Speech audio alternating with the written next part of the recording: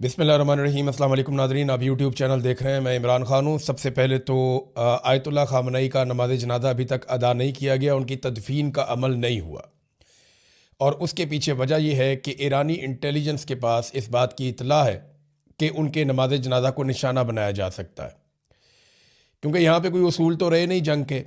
Funeral को भी निशाना बनाया जा सकता है, किसी किस्म के कोई ज़ाब्ते कोई कवानीन तो अब है नहीं। जिसके पास ताकत है वो ताकत से जवाब दे रहा है, और दुश्मन जहाँ नज़र आए उसको वहीं पे मार दो। किसी किस्म का कोई उसूल नहीं है, कोई अस्पताल, कोई स्कूल, कोई एम्बुलेंस, कुछ भी महफूज नहीं है। इस वक्त खौफनाक बमबारी हो रही है ईरान में। तो ऐसे में उन्हें ये इंटेलिजेंस मिली कि अगर आयतुल्लाह ख़ामनई का नमाज जनाज़ा पढ़ाया गया तो वहाँ पे फैमिली के लोग भी होंगे, वहाँ पे दूसरे अहम लोग भी आएंगे, तो इस मौका पर निशाना बनाया जा सकता है। लिहाजा ये तकरीबात मनसूख कर दी गई हैं। अब ये क्या करेंगे, किस तरीके से करेंगे ईरानियन, इसके बारे में कोई इन्फॉर्मेशन फ़िलहाल नहीं है, लेकिन ईरान के लिए और बहुत बड़े बड़े चैलेंजेस खड़े हो गए हैं। नंबर एक तो ये है कि चेन ऑफ कमांड को ईरान को अब बरकरार रखना पड़ेगा, क्योंकि अमेरिका बड़े खौफनाक अटैक कर रहा है। इसकी एक गवाही जो है वो BBC की एक रिपोर्ट भी है। अमेरिका ईरान में हर उस चीज़ को निशाना बना रहा है जो उसे नुकसान पहुंचा सकती हो। अमेरिका की हालिया कार्रवाई के इब्तदाई 24 घंटों में, ये पहले 24 घंटों में ईरान के ऊपर जितने अमेरिका ने बम मारे हैं ना, या जितने हमले किए हैं, इराक के ऊपर जब अमेरिका ने हमला किया था 2004 में, जब सद्दाम वाला एपिसोड हुआ था, तो उस वक्त भी इतने हमले नहीं किए गए थे। ये उससे दुगने हैं। ये नंबर्स के मुताबिक BBC बता रहा है कि जितना अटैक अब किया अमेरिका ने और इसराइल ने, तब अमेरिका ने नेटो के साथ मिलकर इराक के ऊपर भी इतने हमले नहीं किए थे। ईरान जो है वो इराक से काफ़ी बड़ा मुल्क है। तो पहला जो बड़ा चैलेंज ईरान के लिए है वो ये है कि चेन ऑफ कमांड को किसी तरह बरकरार रखना, कि मुल्क जो है वो एक कंट्रोल में लाए, एक सेंट्रलाइज सिस्टम हो जो पूरे मुल्क को कंट्रोल करे। अभी तक उन्होंने हैरत अंगेज तौर पे ये काम करके दिखाया। मिसाल के तौर पे ख़ामनई ने शहादत से पहले बहुत सारे लोगों को ये बता दिया था कि 2-2, 3-3 लोग, 4-4 लोग अपने नीचे मुकर्रर करो कि अगर मैं मारा जाऊंगा तो वो काम करेगा, वो मारा जाएगा तो वो काम करेगा, और वो मारा जाएगा तो वो काम करेगा। तो इस तरह से उन्होंने चेन ऑफ कमांड बनाई थी। वो सिस्टम अभी काम कर रहा है, लेकिन ये कब तक काम करेगा, ये ईरान का एक बहुत बड़ा चैलेंज है कि उनका सिस्टम कोलैप्स ना करे, उनकी फौज बिखर ना जाए, उनके लोग जो हैं वो एक कमांड के नीचे आए और कम से कम एक हिकमत अमली के साथ मिलकर, कोऑर्डिनेशन के साथ ये टाइम गुजारें। ये बड़ा मुश्किल है, बहुत मुश्किल है। ये जो लोग समझते हैं इसको, उनको आइडिया है कि ये ईरान के लिए बहुत बड़ा चैलेंज होगा। दूसरा, जो अंदरूनी गद्दार हैं उनसे उनको निपटना पड़ेगा फौरी तौर पे। बार बार इंफॉर्मेशन लीक होती है, बार बार इसराइल को पता चलता है। अब इसराइल जो है वो कुछ खबरें चला रही है, हमने कैमरे हैक कर लिए, ये कर लिए, वो कर लिया। नहीं, ह्यूमन इंटेलिजेंस सबसे इंपॉर्टेंट जो होती है वो ह्यूमन इंटेलिजेंस होती है। टेक्नोलॉजी भी है, लेकिन ह्यूमन इंटेलिजेंस बहुत इंपॉर्टेंट है, और उसके बगैर मुमकिन नहीं होता। तो जो अंदर गद्दार हैं उनसे भी इनको निपटना पड़ेगा।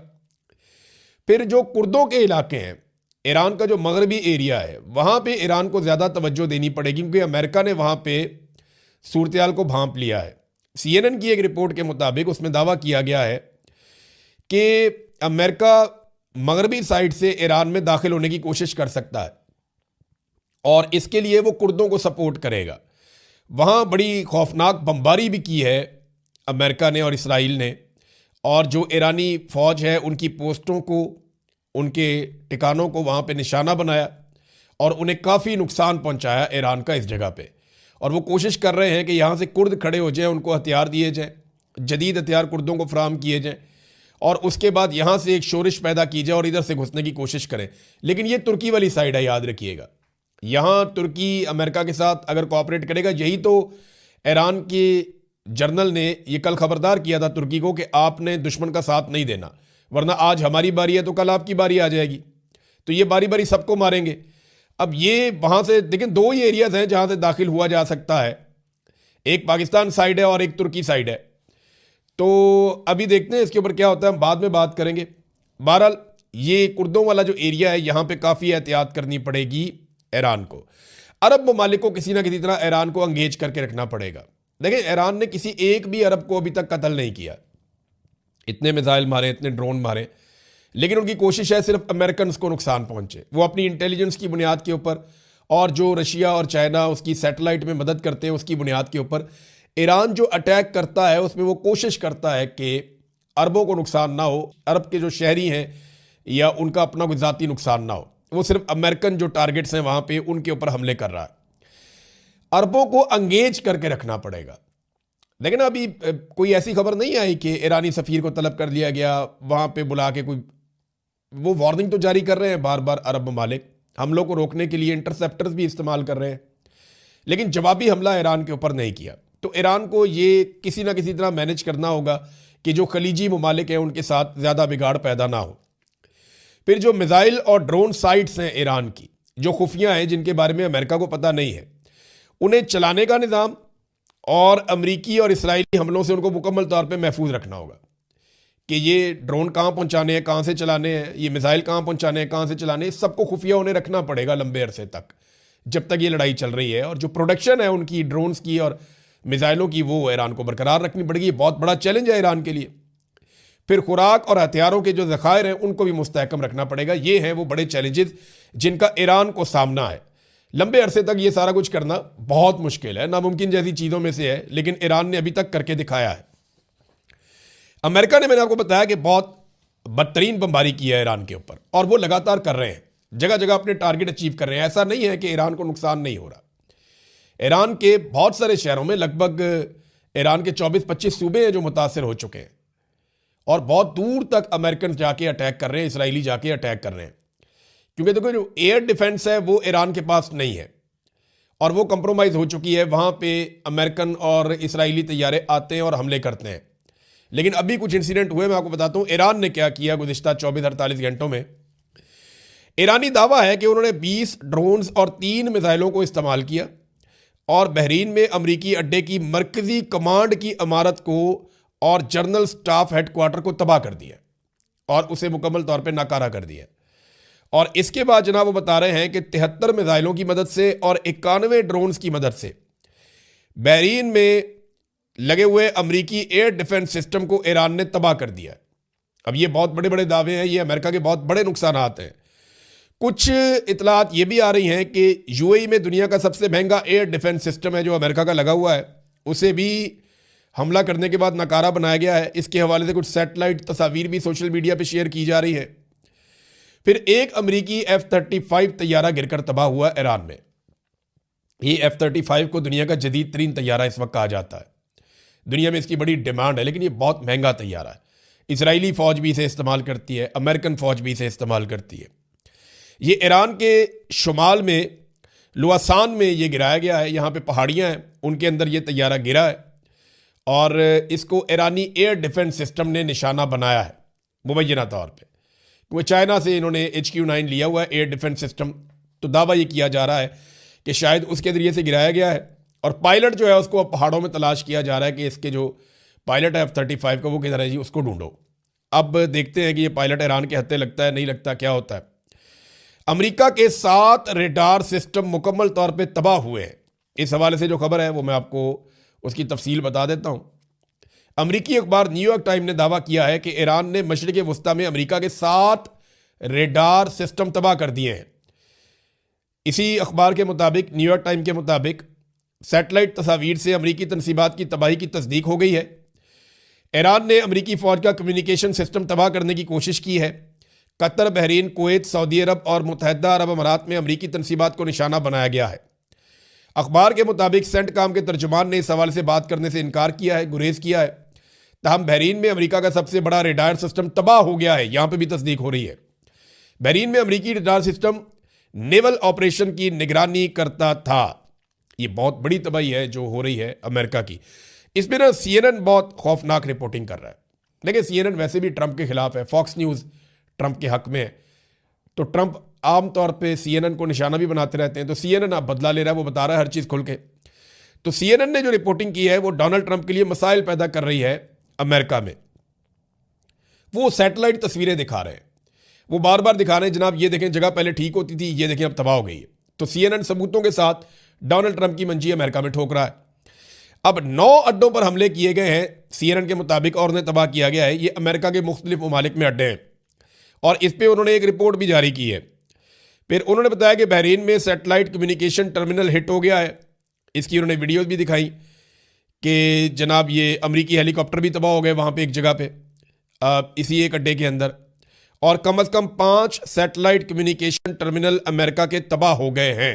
इसमें ना मैं आपको एक ऑडियो सुनाता हूँ CNN की, ये जो डॉक्यूमेंट्री उन्होंने बनाई है ये बड़ी इंटरेस्टिंग है। आप ये सुनेंगे, ये चंद सेकंड में आपको पता चलेगा कि एक्चुअली उनके साथ हुआ क्या है। ये सुनिए नाज़रीन।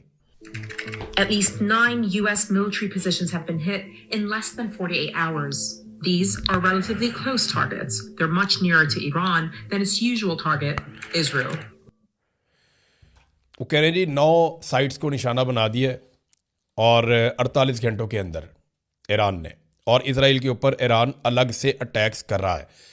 अब अमेरिका के अंदर क्या हो रहा है, अमेरिका के अंदर ब्रीफिंग दी गई है अमेरिका के कांग्रेसमैन को, सेनेटर्स को, वो सर पकड़ के बैठ गए हैं कि ब्रीफिंग के अंदर उनको समझ ही नहीं आई।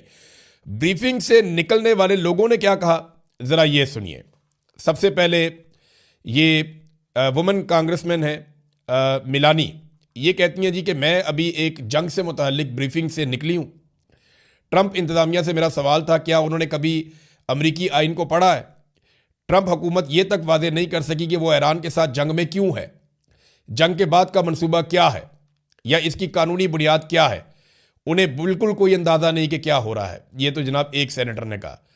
एक और खातून सेनेटर हैं एलिजाबेथ वारन, उन्होंने कहा कि मैं अभी अभी ईरान के हवाले से एक अहम मीटिंग से आ रही हूँ।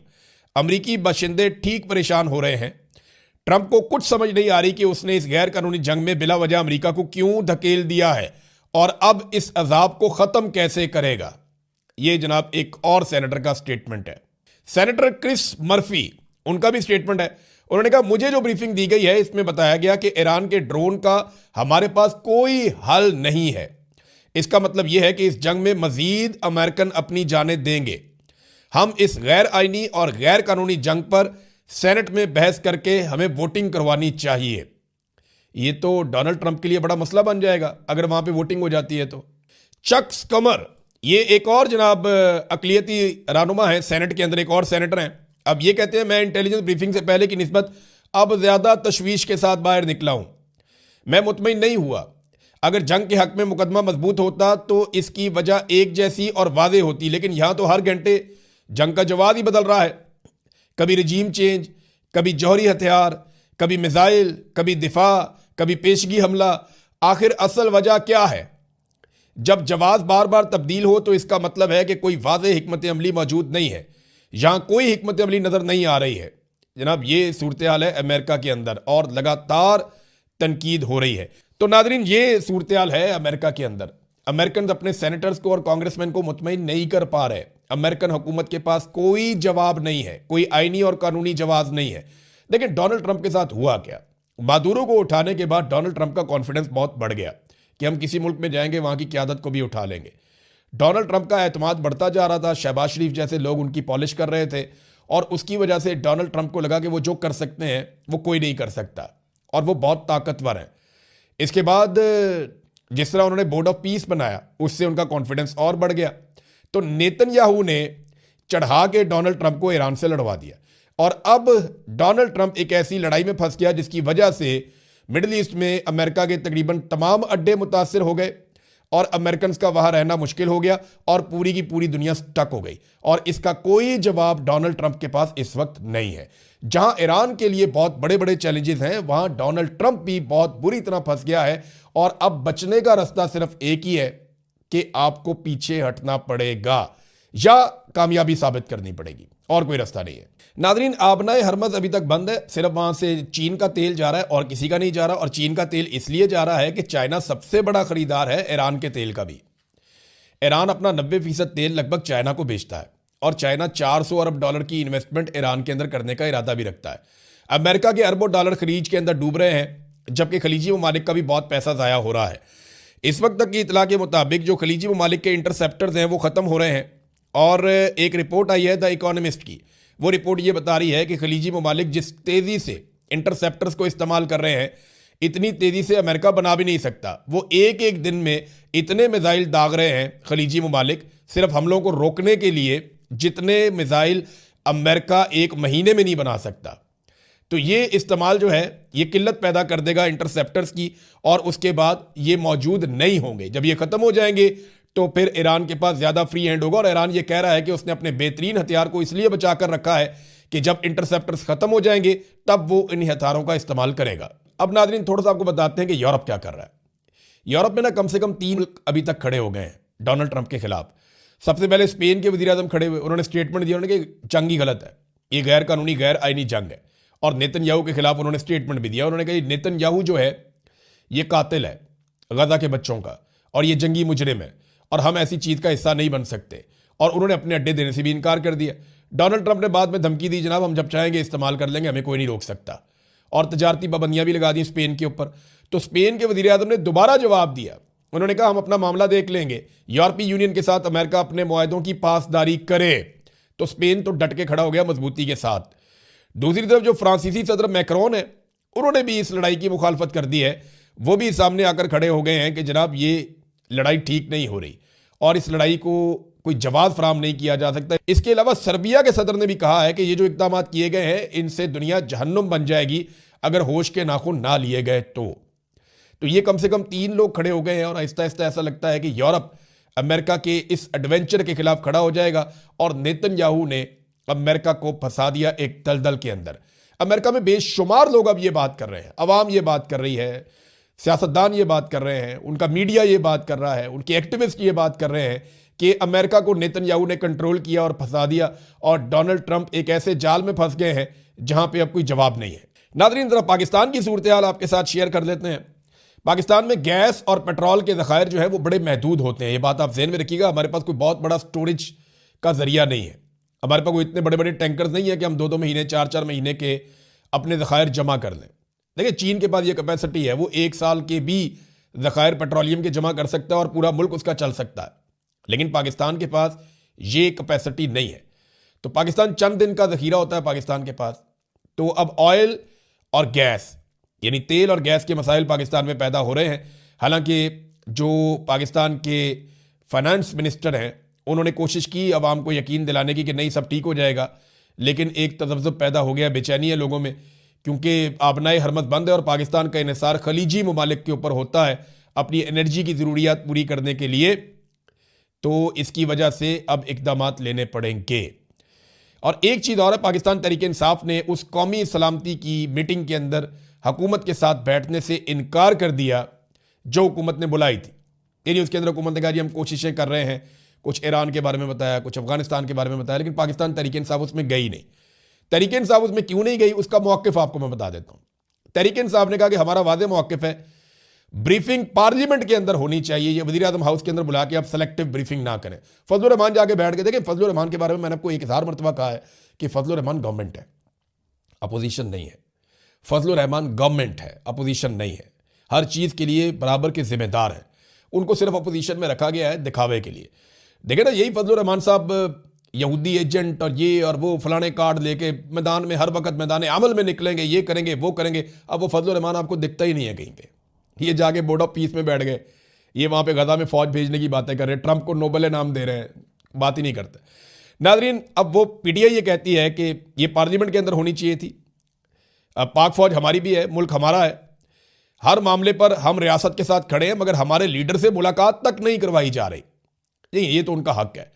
अगर आपने एक पॉलिसी के अंदर शामिल करना है एक पॉलिटिकल पार्टी को, तो कम से कम आप इमरान खान साहब से मुलाकात करें ताकि उनका मौक़िफ़ बाहर आकर पाकिस्तान तहरीक इंसाफ के लोग बता सकें और उनके मौक़िफ़ के मुताबिक आगे बढ़ें। लीडर जो है वो फिर उन्होंने कहा जी अब हमारी मुलाकात करवाई नहीं जा रही और आप फोटो सेशन की तवक्को करते हैं हमसे।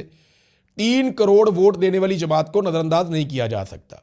कौमी सलामती पर कोई समझौता नहीं, मगर सिर्फ हाँ में हाँ मिलाने के लिए साथ नहीं बैठेंगे, ये जनाब स्टेटमेंट दिया पाकिस्तान तहरीक इंसाफ ने। अब तक के लिए इतना ही, अपना ख्याल रखिएगा, अपने इस चैनल का भी।